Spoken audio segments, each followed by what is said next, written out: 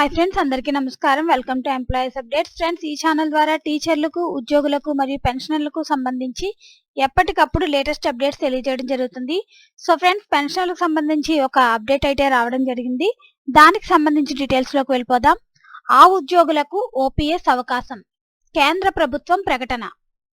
కేంద్ర ప్రభుత్వ ఉద్యోగుల్లోని కొంతమందికి పాత పెన్షన్ విధానంను ఎంచుకునే అవకాశాన్ని కేంద్రం కల్పించింది. ఇందుకోసం ఈ ఏడాది ఆగస్టు 31లోగా దరఖాస్తు చేసుకోవాలని శుక్రవారం సిబ్బంది వ్యవహారాల మంత్రిత్వ శాఖ సూచించింది.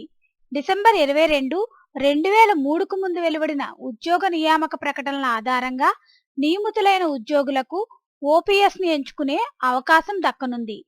జాతీయ పెన్షన్ విధానం డిసెంబర్ 22, 2003న అమల్లోకి వచ్చింది. ఉద్యోగ వర్గాల నుంచి వచ్చిన పలు వినతులను పరిశీలించిన మీదట అప్పటి వారికి పాత పెన్షన్ అవకాశాన్ని కల్పిస్తూ కేంద్రం తాజా నిర్ణయం తీసుకుంది. సో ఫ్రెండ్స్, డిసెంబర్ 22, 2003కు ముందుగా ఉన్న ఉద్యోగులకు ఓపీఎస్ని ఎంచుకునే అవకాశం అయితే కల్పించింది. ఈ ఏడాది ఆగస్టు 31లోగా దరఖాస్తులు అయితే చేసుకోవాలని అయితే చెప్తున్నారు ఫ్రెండ్స్. దీనికి సంబంధించి ఎటువంటి అప్డేట్స్ వచ్చినా మన ఛానల్లో తెలియజేయడం జరుగుతుంది. ఈ వీడియో కనుక మీకు నచ్చినట్లయితే లైక్ చేయండి, షేర్ చేయండి, అలాగే మన ఛానల్ సబ్స్క్రైబ్ చేసుకోండి. Thanks for watching this video.